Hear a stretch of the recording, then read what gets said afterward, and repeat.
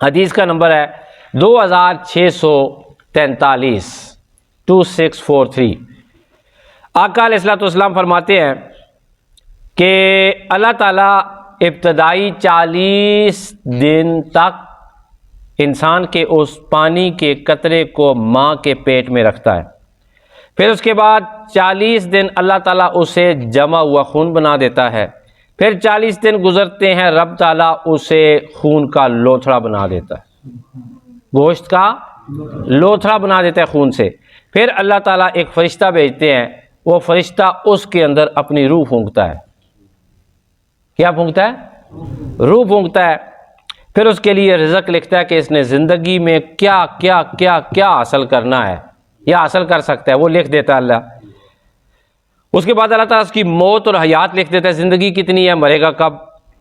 پھر اللہ تعالیٰ اس کے لیے جو لکھتا ہے کہ اس نے شقی ہونا ہے یا سعید ہونا ہے، زندگی میں نیک کام کرے گا یا برے کام کرے گا۔ اچھا، اس کے بعد آقا علیہ الصلوۃ والسلام نے قسم اٹھائی، آپ نے فرمایا قسم ہے اس خدا کی جس کے قبضہ قدرت میں مجھ محمد کی جان ہے صلی اللہ علیہ وسلم، نحمدہ ونصلی ونسلم علی رسولہ الکریم، اما بعد فاعوذ باللہ من الشیطان الرجیم، بسم اللہ الرحمن الرحیم، اللہم صلی علی سیدنا و مولانا محمد وعلی آل سیدنا و مولانا محمد وبارک وسلم وصلی علیہ۔ حاضرین محترم، ناظرین اور سامعین، دورہ تفسیر القرآن پارہ نمبر 18 رکوع نمبر 1 سورہ المؤمنون آیات 12، 13، 14، 15 اور 16۔ خدا تعالیٰ کی بارگاہ میں ہم سب دعا کرتے ہیں کہ وہ ہمیں قرآن حکیم کا فہم اور اس پر عمل کی توفیق عطا فرمائے۔ آج کی درس میں جو شامل آیات ہیں، سب سے پہلے ان کا ترجمہ سماعت فرما لیں۔ خدا تعالیٰ ارشاد فرماتا ہے سورہ المؤمنون آیت نمبر 12، وَلَقَدْ اور بے شک خلقنا ہم نے پیدا کیا الانسان انسان کو من سلالۃ من طین مٹی کے جوہر سے، ثم پھر جعلناہ ہم نے بنایا اسے، ثم پھر جعلناہ ہم نے رکھا اسے نطفۃ پانی کی بوند بنا کر، فی قرار مکین ایک محفوظ مقام میں، ثم پھر خلقنا النطفۃ ہم نے بنایا نطفہ کو علقۃ جمع ہوا خون، فخلقنا العلقۃ پھر ہم نے بنایا اس خون کے لوتھڑے کو مدغۃ گوشت کا ٹکڑا، فخلقنا المدغۃ پھر ہم نے اس بوٹی کو بنایا عظاما ہڈیاں، اس بوٹی سے ہم نے کیا بنائی؟ ہڈیاں، فخلقنا پس ہم نے پھر تخلیق کی المدغۃ اس بوٹی سے عظاما ہڈیوں کو، فکسونا العظام پھر ہم نے پہنا دیا ان ہڈیوں کو لحما گوشت، ثم پھر انشأناہ روح پھونک کر ہم نے اسے بنایا خلقا آخر دوسری مخلوق، فتبارک اللہ احسن الخالقین پس بڑا بابرکت ہے اللہ جو سب سے بہتر بنانے والا ہے، ثم پھر انکم یقیناً تم بعد ذالک لمیتون ان مرحلوں سے گزرنے کے بعد مرنے والے ہو، ثم پھر انکم بے شک تم یوم القیامت تبعثون بروز قیامت قبروں سے اٹھنے والے ہو، یا بروز قبر تمہیں بروز حاشر تمہیں قبروں سے اٹھایا جائے گا۔ صدق اللہ مولانا العظیم۔ آپ دیکھیں سورہ المؤمنون کی جو ابتدائی 11 آیات تھیں، ان آیات میں اللہ تعالیٰ نے جو مضمون بیان فرمایا، ان آیات میں جو مضمون ہے وہ بالکل ان سے وہ مختلف ہے، یعنی اس مضمون میں اور اس مضمون میں فرق ہے۔ اس میں اللہ تعالیٰ نے قد افلح المؤمنون کہہ کے پکارا کہ کامیاب ہو گئے مومن، فلاح پائی مومنوں نے۔ پھر آگے اللہ تعالیٰ نے مومنوں کی صفات بیان فرمائی، پھر اس کا انعام جنت کے وارث کی صورت میں بیان فرمایا۔ اب انسان کی تخلیق کے مختلف مرحلے بیان فرمائے۔ آپ سوال کر سکتے ہیں کہ آج کی تلاوت کردہ آیات کا پچھلی آیات کے ساتھ کیا ربط ہے؟ علامہ قرطبی رحمۃ اللہ تعالی علیہ بیان فرماتے ہیں کہ اصل میں جو پہلی 11 آیات ہیں ان میں اللہ تعالیٰ نے ایمان والوں سے خطاب فرما کر انہیں ایمان والی زندگی میں کامیاب صفات اپنا کر مزید کامیابیوں کے روشن راستے عطا فرمائے، منزل بھی عطا فرمائی۔ اب سوال یہ تھا کہ وہ جو ایمان لا چکے ہیں، خدا کو مانتے ہیں، آقا علیہ الصلوۃ والسلام کی غلامی کا قلادہ گلے میں ڈال چکے ہیں، انہیں تو درس مل گیا۔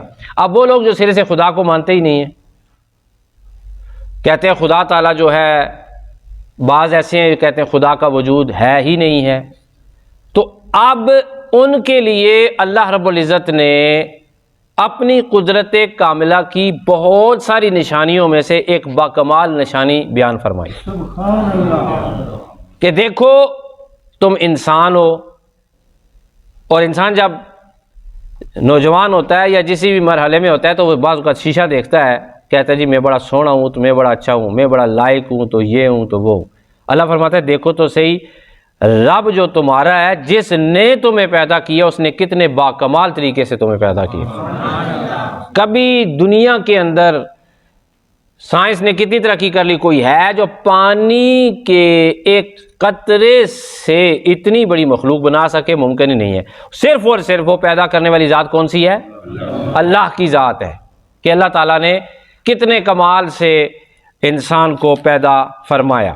مسلم شریف حدیث کا نمبر ہے 2643 2643۔ آقا علیہ الصلوۃ والسلام فرماتے ہیں کہ اللہ تعالیٰ ابتدائی 40 دن تک انسان کے اس پانی کے قطرے کو ماں کے پیٹ میں رکھتا ہے، پھر اس کے بعد 40 دن اللہ تعالیٰ اسے جمع ہوا خون بنا دیتا ہے، پھر 40 دن گزرتے ہیں، رب تعالیٰ اسے خون کا لوتھڑا بنا دیتا ہے، گوشت کا لوتھڑا بنا دیتا ہے خون سے۔ پھر اللہ تعالیٰ ایک فرشتہ بھیجتے ہیں، وہ فرشتہ اس کے اندر اپنی روح پھونکتا ہے۔ کیا پھونکتا ہے؟ روح پھونکتا ہے۔ پھر اس کے لیے رزق لکھتا ہے کہ اس نے زندگی میں کیا کیا کیا کیا حاصل کرنا ہے یا حاصل کر سکتا ہے، وہ لکھ دیتا ہے اللہ۔ اس کے بعد اللہ تعالیٰ اس کی موت اور حیات لکھ دیتا ہے، زندگی کتنی ہے، مرے گا کب۔ پھر اللہ تعالیٰ اس کے لیے جو لکھتا ہے کہ اس نے شقی ہونا ہے یا سعید ہونا ہے، زندگی میں نیک کام کرے گا یا برے کام کرے گا۔ اچھا، اس کے بعد آقا علیہ الصلوۃ والسلام نے قسم اٹھائی، آپ نے فرمایا قسم ہے اس خدا کی جس کے قبضہ قدرت میں مجھ محمد کی جان ہے صلی اللہ علیہ وسلم۔ یہ اگلے جو الفاظ ہیں یہ سنے انسان کانپ جاتے ہیں۔ آقا علیہ الصلوۃ والسلام فرماتے ہیں کہ تم میں سے کوئی ایسا ہوتا ہے جو مسلسل جنتیوں والے کام کرتا رہتا ہے یہاں تک کہ اس کے اور جنت کے درمیان صرف ایک ہاتھ کا فاصلہ رہ جاتا ہے، اس پر تقدیر غالب آتی ہے اور پھر وہ برے کام کرنے لگ جاتا ہے اور اس کا انجام برا ہوتا ہے۔ استغفر اللہ ربی کل ذنب واتوب الیہ۔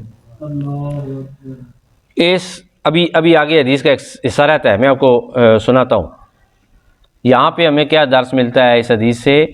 تسی جتنے مرضی نماز پڑھو، جتنے مرضی روزے رکھو، جتنی مرضیاں نیکیاں کرو، تکبر کی ضرورت نہیں ہے۔ ہمیشہ سر جھکا کے اللہ کی بارگاہ میں دعا کریں، اے اللہ مجھے ایمان پر، ان نیک اعمال پر استقامت عطا فرما۔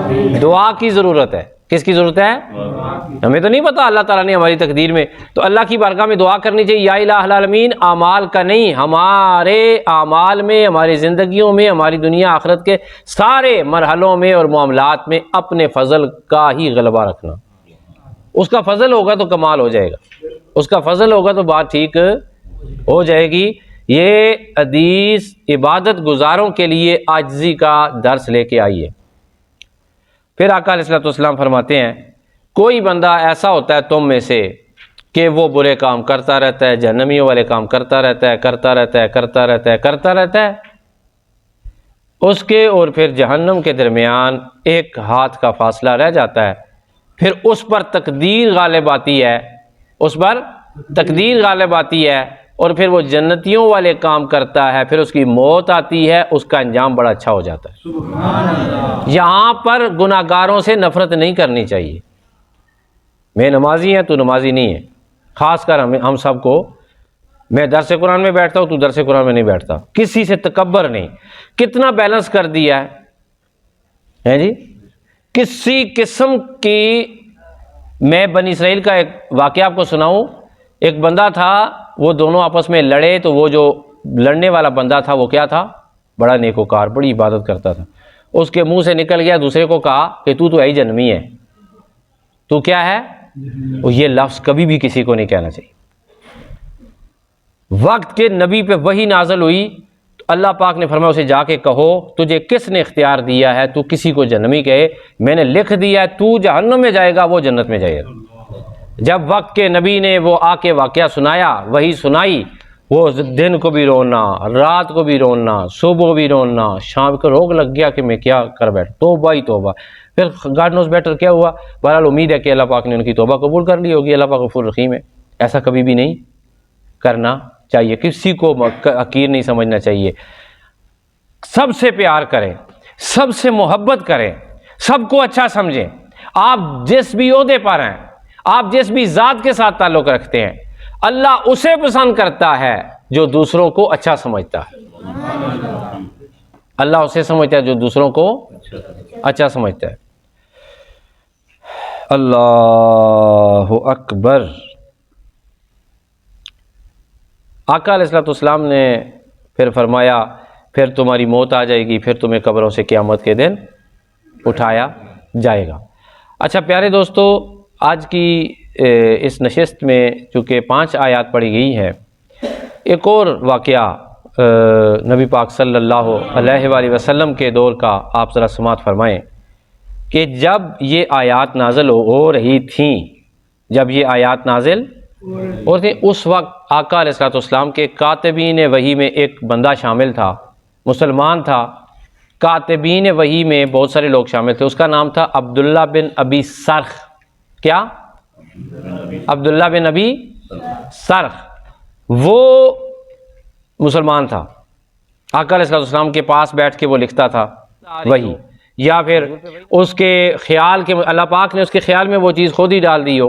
ہوا یہ جب آیات نازل ہوئیں تو ابھی آقا علیہ الصلوۃ والسلام نے یہ آیات پڑھی تھیں تو فتبارک اللہ احسن الخالقین، یہ ابھی آیت آقا علیہ الصلوۃ والسلام نے تلاوت نہیں فرمائی، تو وہ لکھتے لکھتے اس نے یہ آیت تلاوت کی، اور جو ہی تلاوت کی حضور علیہ الصلوۃ والسلام پر، جو علامہ قرطبی نے الجامع الاحکام القرآن میں لکھا ہے وہ ایسے ہے، اور مختلف احادیث میں بھی ہے کہ جب اس نے یہ آیت پڑھی تو ساتھ ہی نبی پاک صلی اللہ علیہ وسلم پر یا تو وہی نازل ہوئی یہی والی آیت، یا نازل ہو چکی تھی، حضور علیہ الصلوۃ والسلام نے تلاوت فرمائی۔ اس نے کیا کہا؟ اس نے کہا کہ ہاں یہ مجھ پہ آیت نازل ہوئی ہے۔ اس نے کیا کہا؟ یہ مجھ پہ آیت نازل ہوئی ہے جیسا کہ محمد پہ آیات نازل ہوتی ہیں۔ استغفر اللہ ربی من کل ذنب واتوب الیہ۔ پھسلتا ہے بندہ تو کہاں سے پھسل، مرتد ہو گیا۔ دیکھیں وہ بندہ جو حضور کے پاس بیٹھا ہوا تھا، حضور کا منظور نظر بھی تھا، کاتب وحی بھی تھا، اس نے کیا کیا؟ نبوت کا دعویٰ کر دیا۔ حضور کے پاس کہا کہ یہ آیتیں مجھ پہ نازل ہوئی ہیں، یہ میں نے پہلے تلاوت کی ہے تو بعد میں نازل ہوئی ہے، جیسا کہ محمد پہ نازل ہوتی ہے صلی اللہ۔ اس کی مذمت میں قرآن میں پھر ایک اور جگہ پہ اللہ پاک نے آیات نازل فرمائی۔ اللہ پاک فرماتا ہے کہ وَمَنْ أَظْلَمُ مِمَّنِ افْتَرَىٰ عَلَى اللَّهِ كَذِبًا، اس سے بڑا ظالم کون ہوگا جو اللہ پر جھوٹا بہتان باندھتا ہے۔ او قال، یا یوں کہتا ہے اوحی الیہ، کہ میری طرف وحی کی گئی ہے، وَلَمْ يُوحَىٰ إِلَيْهِ شَيْءٌ، اللہ فرماتا ہے اس پر کوئی وحی نہیں کی گئی، کچھ بھی اس پر نازل نہیں کیا گیا۔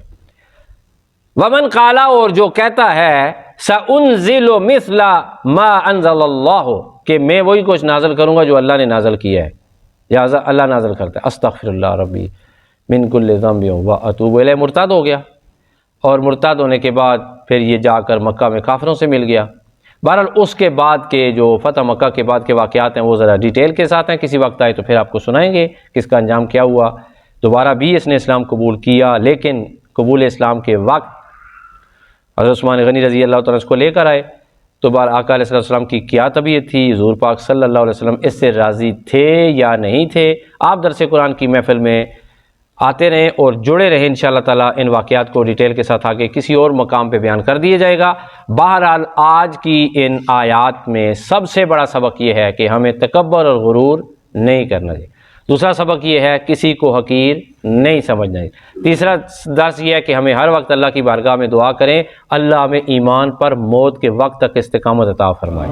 اس کے بعد کا درس یہ ہے کہ ہم یہ دعا کریں اللہ میں مرتے دم کلمہ عطا فرمائے، اشہد ان لا الہ الا اللہ وحدہ لا شریک لہ واشہد ان محمدا عبدہ ورسولہ۔ اللہ تعالیٰ ہم سب کو قرآن حکیم کے ان آیات پہ عمل کی توفیق عطا فرمائے۔